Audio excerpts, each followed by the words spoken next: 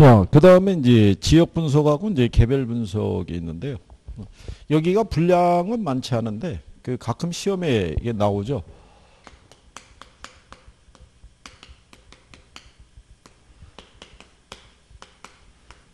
예, 지역 분석이라는 것은요, 이 대상 부동산이 속해 있는 지역이 있죠.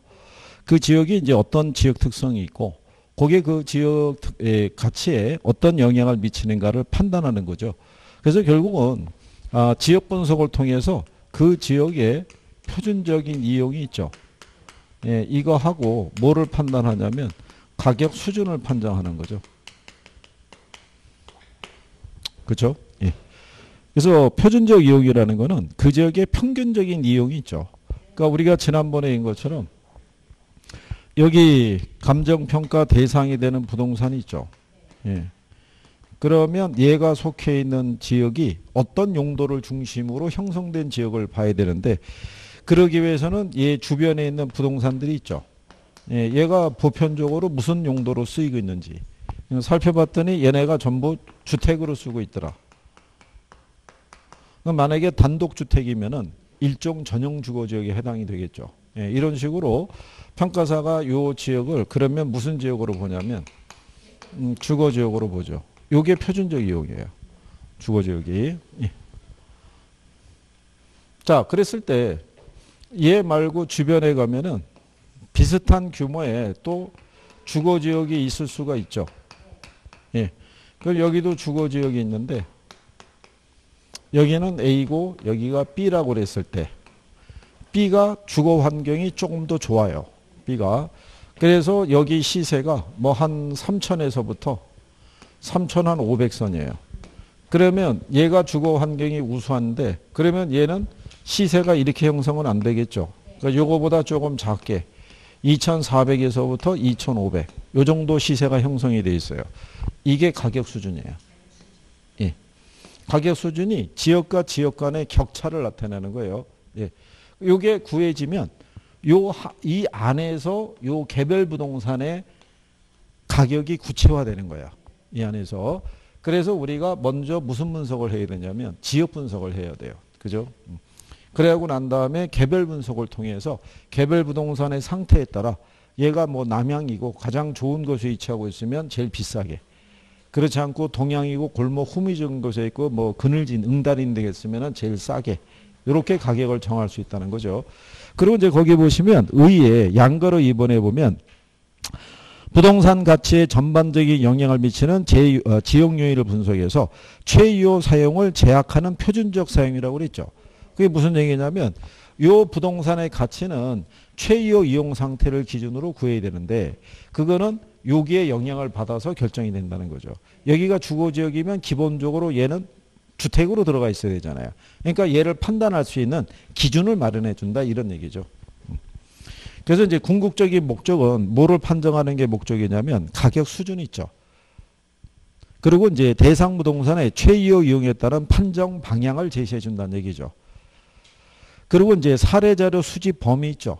예, 그 얘기는 무슨 얘기냐면 얘가 만약에 주거지역이잖아요. 그러면 얘의 가치를 구하기 위해서는 사례를 구해야겠죠. 그러면은 얘가 속해 있는 요 지역이 있죠. 여기서도 사례를 구할 수 있을 거예요. 근데 얘가 만약에 상가라든가 공장 같으면은 얘가 속해 있는 요 동에서는 구하기 어려울 수도 있어요. 그럼 범위가 넓어질 수 있다고요. 그러니까 예를 들어서 이 뭐 도시 전역 이런 식으로. 근데 얘가 만약에 백화점이나 이런 정도가 되면은 요 도시 안에서는 비교 사례를 구하기 힘들어요. 그러면 이 도 전체, 예, 거기 안에서 이제 우리가 비교되는 사례를 구해야 되겠죠. 그러니까 사례를 수집할 수 있는 범위 있죠. 예, 그거를 우리가 이제 구할 수 있다, 이런 얘기고. 지역 분석의 대상을 보게 되면은 인근 지역이 있고요. 유사 지역이 있고 동해수도권이 있는데 제일 중요한 게 무슨 지역이다? 예, 그게 인근 지역이에요. 거기 우리가 굵은 글씨로 해놨죠. 예, 그게 그 용어에 나오는 거죠. 용어에. 그거 아까 그랬었죠. 이게 그 지역 요인을 공유하는 지역인데 개별 요인을 공유하는 지역이라고 해서 이제 틀리게 한번 나온 적이 있어요. 그리고 이제 그 경계 있죠. 어디까지가 인근 지역이냐. 예, 여부는 실상은 이 경계는 뚜렷하진 않아요. 경계는 누가 정하냐면 평가사가 정해요. 평가자가. 어디까지 인근지역이고 어디까지가 유사지역이고 어디까지가 동일 수권이라는 것 있죠. 그렇게 정하고 그 인근지역의 생애주기라고 있어요. 생애주기는 이게 전체 주기를 100년으로 봐요. 그러니까 우리나라 기준이 아니라 외국 애들 기준이에요. 참고로 외국 애들은 그 주택이나 왜 건축물을 건축하게 되면 수명이 100년, 200년이 간다고 봐요. 근데 우리는 길어야 3, 40년이에요. 그렇잖아요? 때려 부수고 다시 짓고 그러잖아요. 그러니까 수명의 사이클이 우리하고 인식하는 거하고 틀려요. 그래서 이렇게 구성이 됐을 때 여기가 성장기라고 그러고요. 성숙기, 그 다음에 쇠퇴기가 있을 때 이 세 가지가 주요 단계예요. 여기까지만 나타나고 그 뒤에 거는 안 나타날 수도 있어요. 뒤에 거 나타나는 게 천익이라는 게 있고요. 그 다음에 악화기라고 돼 있어요. 근데 통상 여기 성장기라는 게 10년에서 한 15년 있죠. 뭐 그 정도 우리가 얘기할 수 있고요. 우리 교재에는 뭐 15년, 20년 뭐 이렇게 돼 있는데 그리고 이게 20에서 뭐 한 25년. 여기 쇠퇴기가 40에서 한 50년. 이게 그 이후로 나타나는데 통상 여기 쇠퇴기에서 이게 발생할 수 있어요. 재개발이.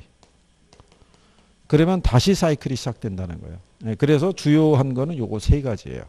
그래서 성장기는 외부로부터 인구가 유입되는 시기예요. 그래서 수요가 늘어나는 시기예요. 이렇게. 그러니까는 가치가 어떻게 돼? 이렇게 올라가는. 예. 그리고 이제 성숙기가 되면 이렇게 수요와 공급이 균형을 이루고 있을 때예요. 그리고 요때가 되면은 지역 기능이 다 자리를 잡은 거예요. 이게 성장기 정도에는요. 아직도 뭐 백화점이나 종합병원이나 뭐 이런 것들이 아직은 안 들었을 때예요. 그래서 여기 있는 사람들이 그 시설을 이용하려고 그러면 주변 도시로 나가야 돼요. 큰 도시로. 근데 이 정도가 되면은 갖춰진 거예요. 그러니까 이제 굳이 외부로 나갈 이유도 없어요. 가치가 가장 높게 형성이 될 때가 성숙기예요. 그러다가 한 4, 50년 되면은 이제 원래 신축했던 기능들이 떨어지기 시작하죠. 그래서 여기서 재개발이 안 일어나게 되면은 수요가 줄어들어요. 그러니까 외부로 빠져나가는 거죠. 그리고 이제 소득이 조금 낮은 사람들이 대신 유입돼서 들어오죠. 그래서 여기서 하향여가 이런 게 시작이 된다. 뭐 이렇게 얘기하는 거죠. 그리고 이제 천익이 넘어가고 악화기 정도까지 가면은 슬럼 직전의 단계예요. 그래서 이 슬럼 단계라는 것은요. 왜 미드 같은 데 보시게 되면 도시가 오래된 도시인데 건물도 낡았고 도로변에 보면은 왜 폐차된 이 차들이 있죠. 예, 바퀴도 없고 뭐 그런 애들이 이렇게 널려 있는 그런 단계가 이제 악화기라고 얘기를 해요. 그러고 난 다음에 이 지역을 그대로 버리지는 않고요. 다시 또 뭐가 도래하긴 해요. 성장기가 도래하는데 그 시기가 꽤 오래될 수도 있다는 얘기죠. 그죠? 왜 우리나라 보면은 왜 강원도 쪽에 태백이나 정산 쪽에 하면 원래 탄강촌이 있다가 폐강이 됐잖아요. 그러니까 지역 경제가 어떻게 돼요? 쓰러지죠. 그러니까 원래 있던 원주민들이 다 빠져나가죠. 그러면 동네 가보게 되면 어떻게 을씨년스럽죠. 빈집들만 쭉 늘어서 있고 막 그런 단계예요. 그러다가 이제 그 지역을 다시 활성화시키기 위해서 근데 활성화시키기 위해서 이제 우리나라에서는 이거 땡기는 거를 집어넣어 가지고 그래서 이제 그것만 뭐 그런 거죠. 예, 어쨌든 이제 그 지역이 다시 성장하기 위해서는 새로운 이제 주거 환경이 이제 조성이 돼야 되고, 예, 그래서 이게 예전에 이 제목도 다 출제한 거예요. 5가지 사람. 이게 예전에 2회서부터 한 11회 정도까지는 한 6번, 7번 나왔었어요. 옛날에. 근데 그 이후로는 잘 안 나오고 있어요. 이제 지문 정도로 활용할 수 있다. 이렇게 보시면 되겠고. 그 다음에 이제 유사 지역이 있죠. 얘는 인근 지역과 지역 특성이 유사한 지역이고요. 지리적으로 인접 여부는 중요하지 않고요. 동일 수도권 내에만 있으면 된다고 그랬고요. 우리가 이 동일 수도권이 있죠. 이건 이건 시장 지역을 우리가 얘기하죠. 그래서 얘는 여기 있는 인근 지역하고 뭐를 유사 지역을 포함하는 지역이라고 얘기를 했어요. 그죠? 요 동일 수도권의 용어 있죠. 예, 얘도 시험에 등장해요. 그러니까 그 감정평가 규칙상의 용어는 예, 그래서 정리는 해두셔야 돼요. 그래서 뒤로 넘어가시면 박스에 용도 지역별 동일 수도권의 범위 있죠. 거기 218 상단에 박스 있잖아요. 예. 거기 하면 주거지는 도심으로 통근 가능한 지역 범위 있죠. 예, 요거하고 일치해요. 그러니까 우리가 지난번에 인 것처럼 가령 예를 들어서 세종시의 예를 들면 세종시에 여기에 만약에 이 시청에 근무하게 되는 사람이 있죠.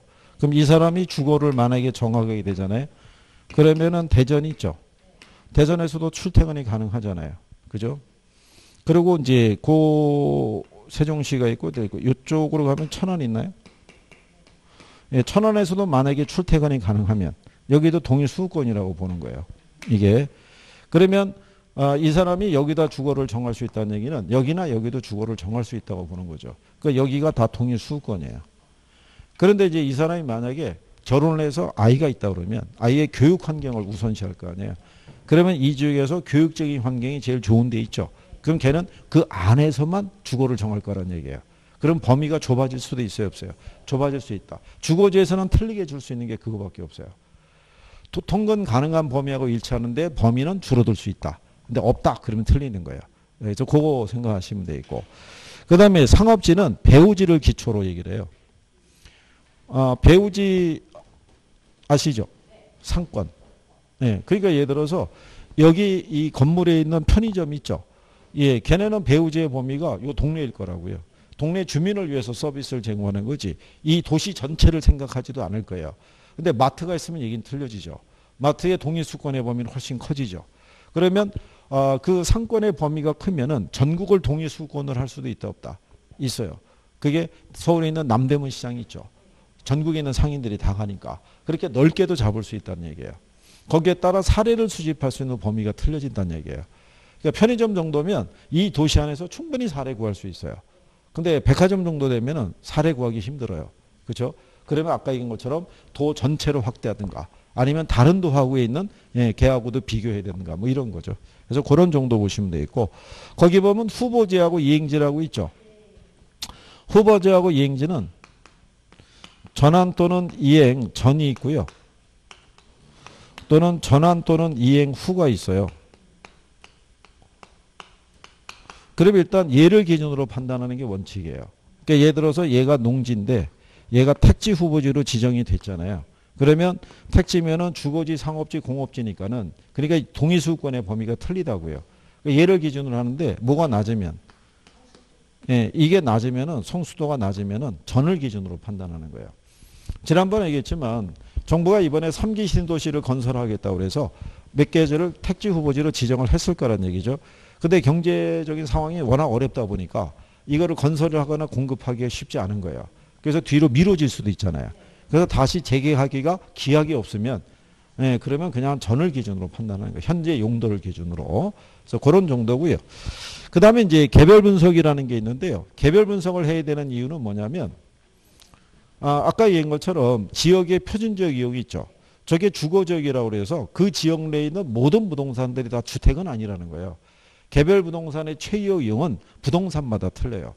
주거지역 안에 가게 되면요. 세탁소도 있을 수 있고 편의점도 있을 수 있고 헤어샵도 있을 수 있고 틀리단 말이죠. 그러니까 지역의 표준적 이용하고 항상 일치하지 않기 때문에 무슨 분석을 해야 된다. 그래서 개별 분석을 해야 된다 이런 얘기예요. 그럴 때 이제 여기서 우리가 알아둘 거는 그거 있죠. 지역 분석과 개별 분석의 관계 있죠. 예, 그거에다 이제 별표하시는 거예요. 그래서 그걸 우리가 지난번에 이렇게 해드린 거예요. 선행 분석 있죠. 그게 지역 분석이고요. 예, 요게 거시적인 전체적인 분석이고 거시적인 분석이라고 그래요. 그리고 얘는 지역의 무슨 이용? 예, 표준적 이용을 토대로 가격 수준을 판정하는 거죠. 그 다음에 이제 후행 분석이 있죠. 요게 개별 분석이고요. 얘가 부분적인 분석이고 미시적인 분석이라고 그러고요.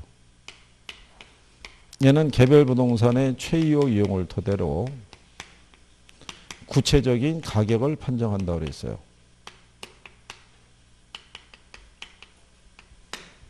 그래서 이게 시험에 나오는 거예요. 이거 바꿔서. 작년에 시험에 나온 게 이거 바꿔준 거예요. 이거를. 그러니까 어렵지 않게 해주는 거죠. 어렵지 않게. 그래서 기본적으로 이렇게 따드렸죠. 이렇게. 이렇게 해서. 심지어는 선행, 요 후행 있죠? 예, 이것만 한 4번인가 나왔어요. 근데 그 중에 한 번은 답으로도 냈어요. 개별 분석을 먼저 해야 된다고. 틀리겠죠? 예. 그 다음에 선행이 지역 분석인데 표준적인 이용과 구체적인 가격을 판정한다. 틀리게 해주는 거예요. 그러니까 어렵지 않게 해주는 거예요. 그러니까 여기서 나오는 거를 틀리는 것도 참 이상해요. 이게 어렵지 않게 해주는데 그런 거예요. 거기 여러분들이 219쪽에 가면 기출문제 지문이라고 있죠. 예, 거기 그 6번 지문을 보시면 지역 분석에서는 인근 지역뿐만 아니라 유사 지역까지 분석함으로써 대상 부동산의 구체적인 가격을 산정한다는 틀릴 거 아니에요. 얘는 가격 수준을 판정하니까. 그렇죠? 그리고 7번에 가면은 지역 분석은 개별 분석보다 선행되는 게 일반적이죠. 근데 개별 분석이 선행이 된다면 틀리겠죠. 그렇게도 출제한 적이 있고요. 그리고 8번에 보면 지역 분석을 통해서 해당 지역 내 부동산의 표준적인 이용과 가격 수준을 파악할 수 있다. 그래서 걔는 맞는 편이죠. 그렇게 해서 또 답으로도 주는 거예요. 이게. 그러니까 어렵지 않게 정리할 수 있다. 뭐 이렇게 보시면 되겠고. 그 다음에 이제 뒤로 넘어가시면 감정평가 방식이 있는데요. 걔도 일단은 뭐 별표는 해야 돼요. 매년 나오기 때문에.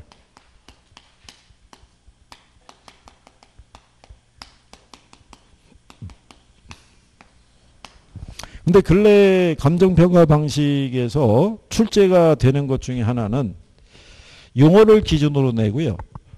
그 다음에 계산 문제가 등장을 하고, 계산 문제가.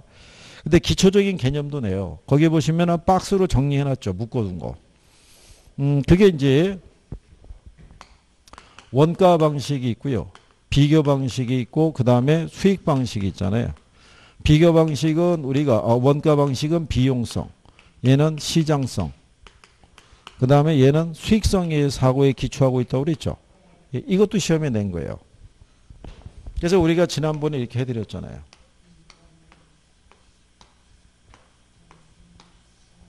그죠? 그러니까 드링크 이름 돼가지고 얘를 구입할 때 이 카드로 샀고 그래서 수수료가 발생하지 않았다고 이렇게 해준 거죠. 가로놓기로 나온 적도 있어요. 이게. 그리고 어떻게 내주냐면 원가 방식에 보면 일본의 원가법이란 이렇게 해놨죠. 대상 물건의 제조달 원가에 감가 수정을 하라고 해놨죠. 가로치고 그게 뭐냐. 뭐가 들어가야 돼. 이렇게 출제한 것도 있어요.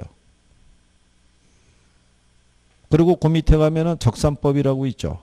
그 밑에는 기초가의 곱하기 기대율이죠. 거기다 가로치고 뭐가 들어가야 되느냐. 예, 이렇게도 나온 적이 있어요. 그러니까 용어는 좀 익숙해지실 필요가 있어요. 여기서. 계산은 일단은 뭐 둘째 치고요. 예. 그래서 이제 원가 방식에서요. 가액을 구하는 것 있죠. 걔가 원가법. 그 다음에 임대료를 구하는 게 적산법. 여기에서 구한 게 적산가액. 이게 적산임료가 되고요. 여기서 가액을 구하는 게 거래사례비교법. 그 다음에 임대료 구하는 것 있죠. 예, 그게 임대사례 비교법. 여기서 구하는 게 이제 비준가액. 그 다음에 이제 여기 있는 비교 방식에서는요. 이게 공시가 기준법이 하나 더 들어가 있다는 거. 이건 이제 토지가치 구할 때 쓰는 거고요. 수익 방식에서는 가액을 구할 때 수익환원법. 그리고 이제 임대료 구하는 거를 수익분석법.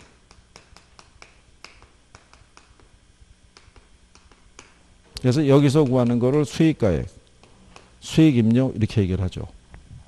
이런 것도 물어봐요. 이거는 계산 문제보다는 낫죠. 예, 그리고 지난번에 설명했지만 여기서 구한 얘네들이 있죠. 예, 얘네들이 다 시산가액이에요.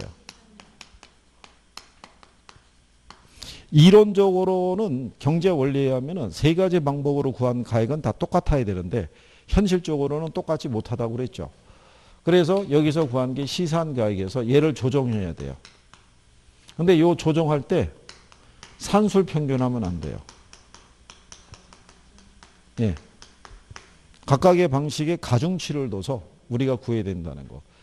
이게 작년 시험 문제 답이었어요. 이게 어려운 것도 아니에요. 이거 지상가액의 조정은 산술 평균하는 것만 예, 적용할 수 있다. 뭐 이렇게 해준 거예요. 그게 어려운 게 아니죠. 작년에 간평 문제가 쉽게 나왔어요. 간평 문제가. 그래서 산술 평균하지 않고 가중 평균에서 우리가 구하라. 그러면 가중치 준다 안 준다? 다 줘요. 그래서 거기 여러분들이 보시면 그 221페이지 하단에 가면 다음 자료를 활용해서 시산가액 조정을 통해서 구한 감정평가액 이렇게 물어봤잖아요. 예. 그러니까 거기에 보면 거래 사례를 통해서 구한 게 1억 2천이죠. 예. 그리고 조성비용을 통해서 구한 게 1억 1천. 임대료 통해서 구한 게 1억 원. 근데 시산가액 조정 방법은 가중치를 부여하는 방법이라 해놨죠. 근데 원가 방식이 20%잖아요. 그러면 얘는 거기 비용이 있죠. 조성비용. 예, 거기에다가 1억 1천에다가 0.1을 곱하는 거죠. 20%니까. 그러면 얘가 2,200이에요. 그 다음에 거기에 보면은 비교 방식에 50% 줬죠. 거래 사례를 통해 구한 시산가액이 1억 2천이잖아요. 여기 50%. 그러면 6천이잖아요. 그죠? 마지막으로 보면은 수익 방식에 30% 쓰라고 해놨죠. 임대료 통해서 구한 게 1억이죠. 여기 30% 적용하면 3천 나오죠. 그럼 세 개를 다 더하면 1억 1,200 나오죠. 이렇게 해서 계산 문제로도 한번 나왔던 적이 있어요. 예, 그래서 여기서는 무슨 평균하면 안 된다고. 예, 산술 평균하면 안 돼. 그 정도. 그리고 이게 공부하시다 보면 이 3방식을 싫어하는 분들이 분명히 있어요. 계산 문제를 놓고 봤을 때. 예. 그럼 계산은 집착하지 않으셔도 돼요. 계산은 집착하지는 않으셔도 되는데 이론에 대한 정도만 이제 조금 알아두시면은. 예. 그리고 이제 이론을 요즘 또 안 내는 이유 중에 하나가 이론이 내면 그 진위를 판단할 때 시간이 많이 들어가거든요. 그러니까 저도 출제자들 입장에서는 난이도 조정도 편하고 그러니까 계산 문제로 요즘 계속 나오는 거예요. 작년에도 여기 3방식은 계산 문제로 2개 나온 거예요. 계산 문제로. 그래서 이제 뭐 그런 내용인데요. 자, 우리가 이제 제일 먼저 나오는 게 원가 방식 있죠. 예, 원가 방식이 주어지죠. 그래서 이제 원가 방식에서는 우리가 지난번에 것처럼 부동산의 가치는 토지 가치하고 건물 가치 합으로 돼 있다고 그랬었죠. 근데 여기 있는 원가 방식에서 구하는 원가법은 무슨 가치 구할 때 쓰냐면 이건 건물 가치 구할 때 쓴다고 그랬어요. 그래서 얘가 의의를 보게 되면 무슨 가액을 구할 때요. 적산 가액을 구할 때 재조달 원가에서 감가 누계액을 공제해서 적산 가액을 구하라는 거잖아요. 그래서 이게 순서가 여기 1에서 뭐를 빼면 2를 빼면 3이 나오는 거죠. 그죠? 그래서 이 원가법이라는 거는 어디에 적합한 방식이라고 그랬냐면 신축 건물이 있죠. 그리고 공공 또는 공익의 목적에 제공되고 있는 부동산이 있죠. 그러니까 관공서라든가 뭐 이런 데 있죠. 교회나 절 같은 특수목적 부동산 평가에 얘가 유용하게 쓸 수 있다. 뭐 이런 얘기죠. 자, 그럴 때 그러면 순서에 입각해서 자, 여기 보면 제일 먼저 뭐부터 구해야 되겠어요? 재조달 원가. 그러면 재조달 원가라는 건요. 무슨 시점에서? 요건 꼭 기억해야 되는 거예요. 이 감정평가로 들어오면 시점은 이거 하나밖에 없어요. 무슨 시점? 예, 기준점. 그래서 기준 시점 현재 대상 건물의 신축 원가 있죠. 그걸 우리가 재조달 원가라고 그래요. 그렇죠? 그리고 이제 재조달 원가의 종류를 보시게 되면은 2가지가 있는데요. 거기에 보시면은 그 재생산 비용이라고 이렇게 해놓은 것 있죠. 예, 그걸 복제 원가라고 보시면 돼요. 그리고 대치 원가 또는 대체 원가라고도 얘기를 해요. 그러니까 복제라는 거는 주로 이 신축 건물에 쓰는 거예요. 그리고 대치 원가는 오래된 건물에.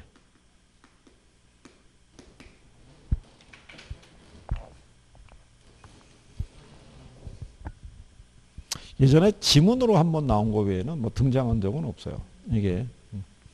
그래서 이게 왜 신축에 적합하냐면 이게 신축 원가잖아요. 재조달 원가가. 얘가 만약에 신축이면 감가 거의 없을 거 아니에요. 그럼 얘가 되니까 가장 정확도가 높다고 할 수 있어요. 그래서 이제 그런 부분이고요. 그리고 이제 이 제조달 원가의 구성이 있죠. 예, 구성은 얘가 표준적인 건설비에다가 통상의 부대 비용을 합쳐서 구해주는데 요때 이 제주도 원가의 구성은 자가 건설을 했던 도급을 줬던 항상 뭐 기준이라고 그랬어요. 예, 도급 기준. 그러니까 도급을 기준한다는 얘기는 제주도 원가에는 모두 포함이 되냐면 개발업자의 이윤이 있죠. 예, 그걸 반영해 준다는 얘기죠. 지난번에 이제 그 원리에 대해서는 설명해 드렸고, 그죠? 예. 그래서 이 도급을 준다는 것은 개발업자의 뭐가? 예, 이윤을 반영해 준다는 거. 그리고 얘네 구하는 방법이 있죠. 예, 방법은 우리가 이렇게 해드렸어요. 이런 식으로 글자를 따면. 그래서 총량조사법, 구성단위법, 단위비교법, 비용지수법 이렇게 얘기했었죠. 근데 요 중에는 여러분 시험에 물어본 건 이거 하나밖에 없어요. 예. 이게 시점 수용하는 개념인데 간평사 시험도 이거밖에 안 내요. 여기 있는 총량조사법 있죠. 이거는 건물 건축할 때 들어가는 모든 항목 있죠. 예, 이거를 수량 곱하기 단가를 적용해서 일일이 다 구하는 거예요. 그러니까 시멘트를 썼으면 시멘트 몇 푸대 썼을 거 아니에요. 그럼 푸대당 단가가 얼마 있을 거 아니에요. 거기다 곱하는 거예요. 그러면 시멘트 들어간 비용, 모래 썼으면 모래 들어간 비용, 철근 썼으면 철근 들어간 비용, 유리 썼으면 유리 또 비용. 이걸 일일이 다 구하는 거예요. 이게 시간이 어떻게 돼요? 많이 걸리죠. 그러니까 평가사는 이걸 안 쓰죠. 이거는 건설사에서 견적서 낼 때 쓸 수 있는 방법이에요.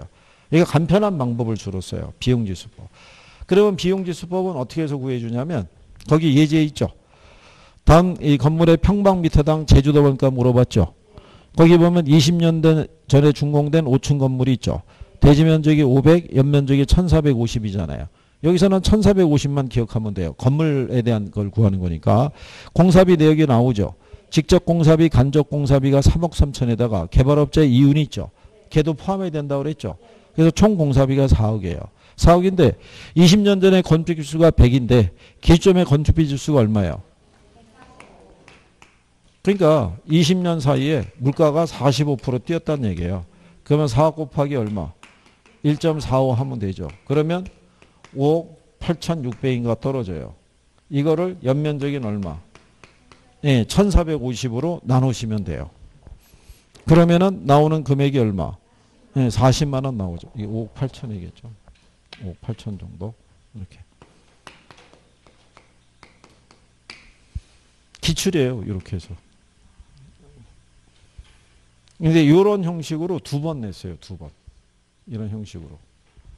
그래서 제주도 원가는 이제 뭐 이런 식으로 구하는 개념이고요. 이게 계산 문제도 어렵게 내는 경우도 있겠으나 간단하게 내는 경우도 있고 그래요. 예. 그래서 다 버리는 것보다는 해보면 처음에는 좋긴 좋은데 계산 문제까지 다루기에는 너무 시간이 타이트해요. 타이트.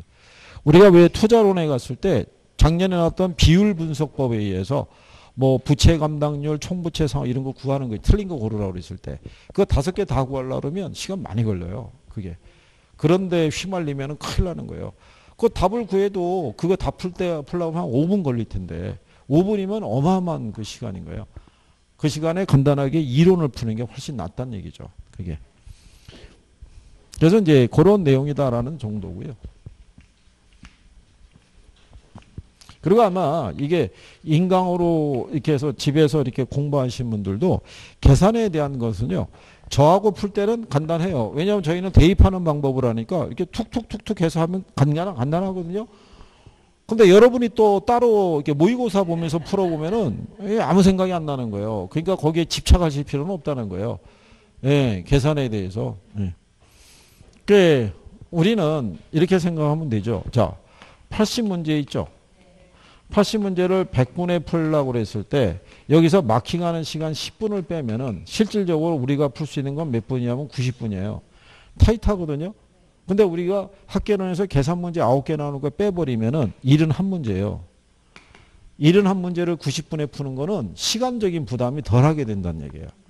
그렇죠? 그러니까 거기에 괜히 또 집착하셔가지고 그래도 시험장 들어가면 자기 고집대로 다 해요. 선생은 이제 그렇게 하시면 오히려 휘말릴 수 있으니까 좀 안 하시고 이론을 먼저 푸시는 게 좋다고 그래도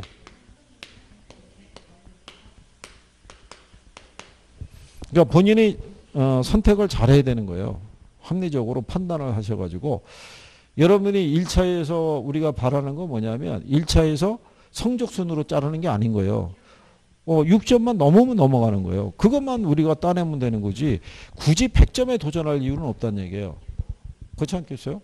우리는 뭐 100점은 양보했고 전국 수석도 양보했고 뭐 양보한 거 많이 양보했잖아요. 그죠? 그냥 필요한 점수만 따게 해달라는 뭐 그런 내용이잖아요. 그러니까 거기에는 크게 안 하셔도 되겠고 그 다음에 여기 감가수성이 있죠. 예, 감가수성은 뭐 하는 거냐면 감가액 구하는 거예요. 여러분들이 보시면 거기 뭐라고 해놨냐면 이 감가수성이란 대상 물건에 대한 제조달 원가를 감액해야 될 요인이 있는 경우 있죠. 물리적, 기능적 또는 경제적 감가를 고려해서 그에 해당하는 금액을 어디서 공제하래요. 예, 그러니까 아까 우리가 했던 이거잖아요. 적산가액이 있고요. 제조달 원가에서 감가 누계액을 우리가 공제하라고 해놨잖아요. 그죠? 근데 아까 표현이 뭐냐면 제조달 원가에다 감가수정을 가해서 이 가액을 구하는 거라고 그랬잖아요. 그러니까 감가수정이라는 게 이거 구하는 거라고요. 이게 신축이잖아요. 이게 중고라고요. 그러면 신축과 중고의 차이가 바로 뭐예요? 그럼 감가죠. 뭐. 그렇지 않겠어요? 그거 구하는 게 감가수정이죠. 그러면 이제 감가수정을 할 때 보게 되면 이 감가 요인을 감안해야겠죠. 감가 요인이라는 게 물리적 감가가 있고요. 그 다음에 기능적 감가가 있고 그 다음에 경제적 감가가 있어요. 그래서 물리적 감가는요. 대부분 이 시간의 경과 등으로 나타나요. 그러니까 이거는 건물의 상태 있죠. 지은 지 몇 년 됐느냐. 이거 보면 판단이 되죠. 그러면 얘도 유추가 돼요. 그럼 안에 있는 이 설비라든가 설비 등의 왜 구식화 있죠. 뭐 이런 것들이 판단이 될 거고. 야, 지은 지 한 30년 됐어. 야, 왜 낡았겠네. 안에 있는 것도 뭐 화장실도 요즘 그런 게 아니겠네. 옛날식이겠네. 뭐 이런 게 유추가 되죠. 네. 그리고 얘는 임금 지역의 쇠퇴 등에서 발생을 하고요.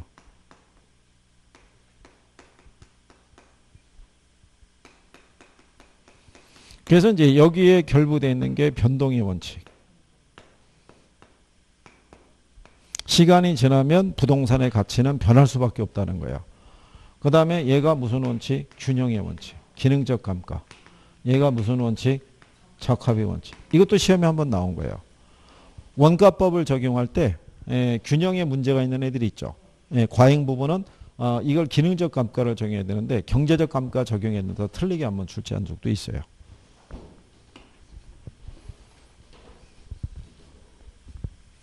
그리고 이제 얘네를 수정하는 방법이 있어요. 감가 수정 방법이 있죠. 방법을 보게 되면 내용연수 기준법이라는 게 있고요. 그 다음에 관찰감가법. 그 다음에 분해법. 얘를 내구성 분해 방식이라고도 얘기를 해요. 여기까지를 직접법이라고 그러고요. 그 다음에 이제 시장 추출법이라는 게 있고요. 그 다음에 임대료 손실환원법이라고 있어요. 얘를 간접법이라고 그래요. 그러니까 시험상에서는 여기까지만 나왔어요. 예. 그리고 현재 감정평가 규칙상에서는 무슨 방법으로 감가액을 구해야 된다는 기준은 없어요. 예, 원래는 있었어요. 내용연수를 기준으로 한 방법이 있죠. 예, 이 중에서 적정한 방법을 선택하고 이게 적합하지 않으면 이런 방법을 쓸 수 있다고 했다. 그게 삭제됐어요. 예. 그래서 내용연수 기준법 안에 가게 되면 정액법이라는 게 있고요. 그 다음에 정률법이라고 있고요. 그 다음에 상환기금법이라고 있어요. 그죠? 예, 이렇게. 근데 이제 요 방법 중에서 정액법은 건물 등과 같은 삼각자산의 감가액 구하고요. 얘는 기계류. 그 다음에 얘는 광산 등에 쓰는 방법이고요. 그러니까 원래는 이제 감가액을 구할 때 얘로 구하는 게 원칙이에요. 정해법으로 구하는 게. 왜냐하면 원가법이 건물 가치 구하는 거잖아요. 그러니까 지금까지 계산 문제가 한 7번 나왔다 그러면 6번이 정해법으로 나온 거예요. 근데 정해법으로 구하는 이유가 뭐냐면 얘가 계산이 간편해요. 그러니까 얘로 구하는 거예요. 얘로. 그러니까 제목이 정액이잖아요. 그러니까 매년의 감가액이 어때요? 네, 일정하다는 얘기예요. 그죠? 네. 그런데 문제가 건물의 가치라는 거는 매년 일정액만큼 감가되진 않아요. 그렇잖아요. 이게 신축 당시에는 감가가 거의 없을 거 아니에요. 시간이 지나면서 감가의 정도가 커질 거 아니에요. 그러니까 계산적으로 따지면은 정확한 감가가 반영하기 힘들어요. 그래서 정확한 가치를 감가를 판단하기 위해서 얘를 병용하는 거예요. 직접 가서 눈으로 보고 관찰하란 얘기예요. 근데 이것도 말 그대로 눈으로 보고 하는 거잖아요. 그렇죠? 눈에 안 보이는 것도 있죠. 왜 이번에 왜 뭐 신축 아파트인가 왜 위에 그 배수관 있죠. 배가 터져가지고 왜 물 날리다 갖고 왜 밑에 층까지도 잠기는 그런 사태가 있다고 그랬잖아요. 그런 하자는 잡아낼 수가 없어요. 왜냐하면 평가사들이 건축의 전문가가 아니라고요. 그러니까 외관만 이렇게 들여다보는 거예요. 그것도 노하우가 좀 있었을 때 볼 수 있는 거예요.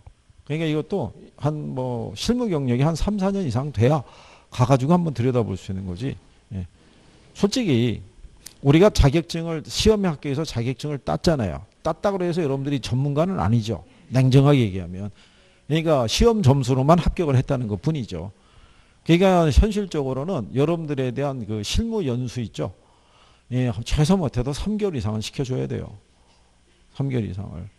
아니 근데 그걸 3개월 이상 시켜주면서 거기에 따른 왜 연수에 따라서 오는데 수당이나 뭐 이런 것도 주고 그게 사람들이 적극적으로 와서 이제 듣고 왜냐면은 나중에 개업하기 전에 한 뭐 4박 5일 정도 해가지고 그 연수 있잖아요. 사전교육 이거 받아봐야 그게 제한적이라고요. 그 뭘 얼마나 해주겠어요. 그렇지 않겠어요? 그러니까 현실적으로 부동산 거래사고라든가 아니면 윤리의식이 있죠. 예, 이런 걸 고취시키려고 그러면 그렇게 기간을 잡아가지고 그 연수를 끝내야만 된다. 예, 그러고 난 다음에 소공으로 또 들어가서 거기서도 한 6개월 정도 예비적인 거를 거쳐야 그래서 토탈 교육기간이 한 1년 정도는 지속이 돼야 뭐 개업을 할 수 있다든가 뭐 이런 식으로 두고 대신에 이제 신분보장은 좀 해줘야죠. 우리나라의 모든 부동산 이 거래 계약은 공인중개사의 서명 날인이 있으면 유효하다. 뭐 이런 식으로. 지금 직거래도 있어요, 없어요? 있다고요. 중개사를 배제한다고요. 그죠? 근데 만약에 중개사의 서명 날인이 있어야 된다 그러면 기본 수수료를 얻을 수 있는 발판은 되죠. 간평사들은 기본적인 수수료가 있어요. 왜냐 1년에 한 번씩 표준지 공시가 산정하잖아요. 그러니까 기본적인 수수료는 받는다고요. 그런데 중개사는 그게 없잖아요. 예, 그러니까 때문에 이제 그런 차이가 좀 존재하죠. 신분 보장이 되느냐 안 되느냐가 되게 커요. 그게 사무실 열어가지고 경기 안 좋고 그러면 경험도 없이 뛰어들었다가 예, 그냥 기본적인 비용만 날리고 문 닫는 사람들도 속출한다고요. 그러니까 중개사무소도 내려고 그러면 입지 여건 다 봐야 되고 그렇죠? 그렇다고 중개사가 많다고 해서 기죽을 필요는 없다는 얘기죠. 중개사가 많다는 얘기는 먹을 빵이 많다는 얘기예요. 그러니까는 많이 들어선 거예요. 그렇지 않겠어요? 왜 아파트 단지 같은 데 가보게 되면 1층에 중개사가 뭐 3개, 4개씩 쫙 들어가 있잖아요. 그죠? 예. 그러니까는 또 그 사람들은 그 사람 나름대로의 또 친목회라는 게 있는 거예요. 그래서 새로운 사람이 거기 들어오려고 그러면 기존 이 사무소를 인수하고 들어오는 뭐 이런 옵션 같은 게 걸려있고 그렇다고요. 왜냐하면 이제 공동중개를 꼭 해야 되니까. 예. 그러니까 뭐 그런 부분도 있겠죠. 어쨌든 간에 방법이 이제 이렇게 우리가 구성이 되어 있고 예로 구한 애들이 적절치 않으면은 무슨 방법을 예, 관찰 감가법을 예, 우리가 정리할 수 있다는 거. 그래서 여기까지만 나오는 거는요. 하나, 둘, 셋, 넷, 5개잖아요. 그러니까 얘만 해도 종류만 물어볼 때. 근데 이 틀에서 물어보게 되면 얘들까지도 들어가죠. 그렇지 않아요. 이렇게. 그래서 뭐 그런 거 관계는 이제 나중에 이제 보고 나중에 혹시 나오게 되면 그냥 제목만 떨어질 수도 있어요. 다음 중에서 감가수정 방법에 해당되지 않는 거. 예전에 얘가 답으로 나왔던 적도 있어요. 수익 방식이 하면 환원율 구하는 방법이 있어요. 우리가 시조 12라고 해줬는데 그때 얘가 하나 들어간 거예요. 구하는 방법이 아닌 게 뭐냐. 이제 얘가 답이었었어요. 이렇게. 그러니까 여기를 싫어하는 이유가 종류가 많아지는 거예요. 점점. 그래서 뭐 그런 내용이고 여기서 우리가 간단하게 정해법 있죠. 예. 정해법으로 우리가 감가액 구하잖아요. 그럼 거기 보면 정해법 나와 있죠. 박스에. 그 보면 매년 감가액 구하는 것 있죠. 예. 그 매년 감가액 구하는 게 얘는 이것만 구하면 돼요. 왜 이것만 구하면 되냐면 이 감가 누계액 있죠. 이게 매년의 감가액 있죠. 여기에다가 경과년수를 곱하면 돼요. 근데 정해법이나 정률법이나 이거는 알고 있다는 거예요. 경과년수를. 거기 밑에 가면은 원가법에 의한 대상물건 기준 시점의 감가 수행액 물어봤죠. 거기 보면 준공 시점이 2009년이고요. 기준점이 2014년이죠. 그러니까 지은 지 5년 경과했다는 거예요. 그러니까 여긴 주어진 거죠. 그러니까 이것만 구하면 돼요. 매년의 감가액만. 그러면 얘는 여기가 경제적 내용연수고요. 제조달 원가 있죠. 제조달 원가에다가 이게 1 마이너스 잔가율을 쓸 수가 있고요. 아니면 우리 박스에 있는 것처럼 잔존 가격 있죠. 이거 빼도 돼요.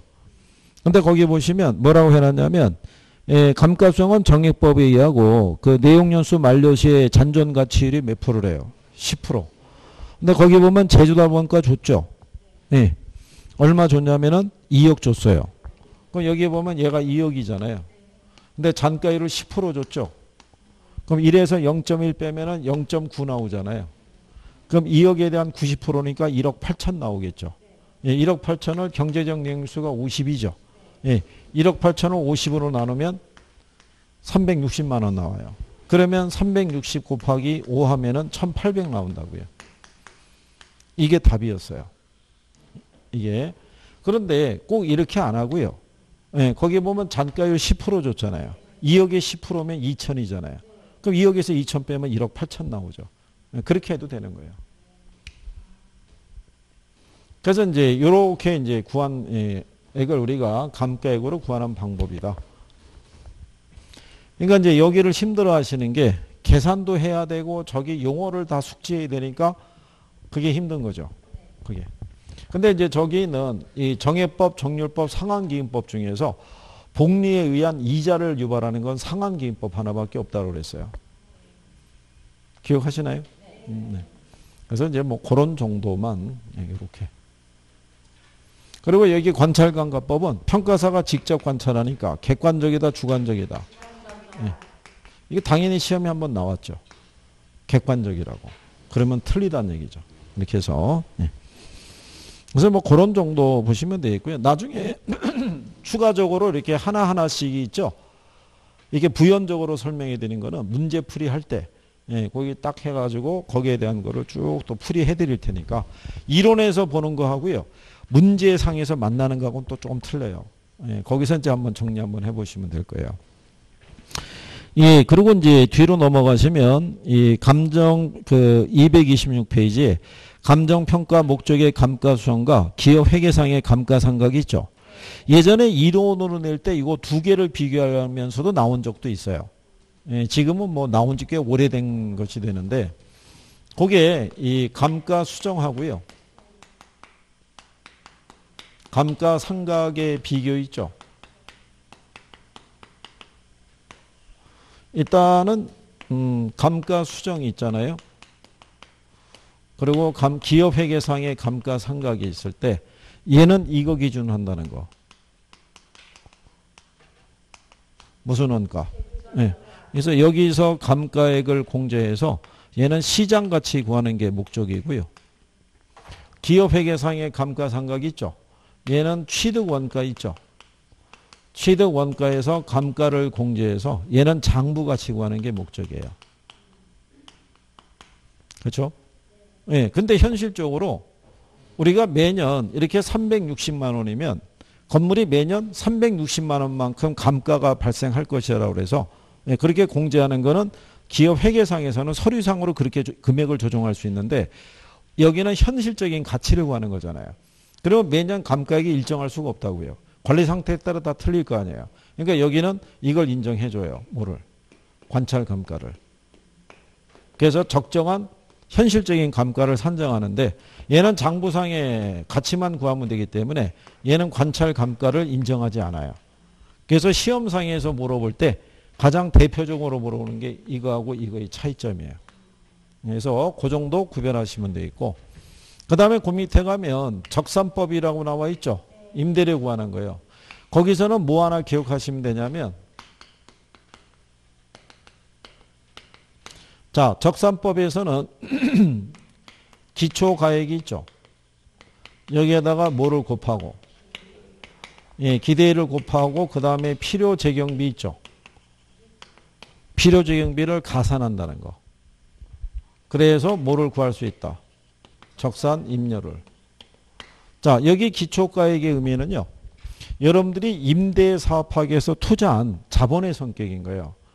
그러니까 가령 예를 들어서 10층짜리 건물이 있을 때 이거 전체를 여러분들이 비용을 들여서 지어서 통으로 임대 줄 수도 있죠. 아니면 여러분들이 이 중에 이 층만 분양받아서 여기만 임대 줄 수도 있는 거예요. 그러니까 내가 임대 사업을 하기 위해서 투자한 자본이 있죠. 그걸 얘기하는 거예요. 그러니까 항상 부동산 전체의 가치를 의미하는 건 아닌 거예요. 심지어는 이런 경우도 있잖아요. 한 5층짜리 지어가지고 4층까지는 임대를 주고 마지막 층은 자기가 거주하는 경우도 있어요. 그죠? 그러면 이때 내가 임대 사업하기 위해서 투자한 때 들어간 비용 기초 그것만 계산하는 거예요. 그게 10억이에요. 그러면 내가 거기에 따른 이율이 있을 거 아니에요? 기대하는 이율이 10%예요. 그러면 10억에 대한 10%는 얼마겠어요? 1억이잖아요. 근데 여기 있는 경비 있죠? 네, 경비가 얼마가 들어가냐면 경비가 한 5천 들어간대요. 근데 이거를 여기서 빼주면 안 되죠. 빼주면 5천밖에 안 나오잖아요. 그러면 10억 대비 5천 해봐야 5%밖에 안 되죠. 그러면 투자자가 기대하는 이율이 충족이 안 되죠. 그러니까 이거를 가산해 주는 거예요. 그래야지 이게 유지가 될 수 있도록. 그래서 지문으로 주더라도 이게 가산하라는 얘기지 빼란 얘기라면 틀리는 거예요. 그렇게도 출제를 해주는 거예요. 아까 우리가 여러분들이 감가 수행했었죠. 제조다 원가에서 물리적, 기능적, 경제적 감가율을 감안해서 공제하라고 그랬잖아요. 그걸 가산하라고 틀리게 준 거예요. 그게 답이었어요. 그게. 그러니까 그 내용까지는 기억을 해 두시는 게 필요하다는 얘기죠. 예, 여기까지. 또 잠깐 쉬었다가 뒤에 이어서 해보시죠.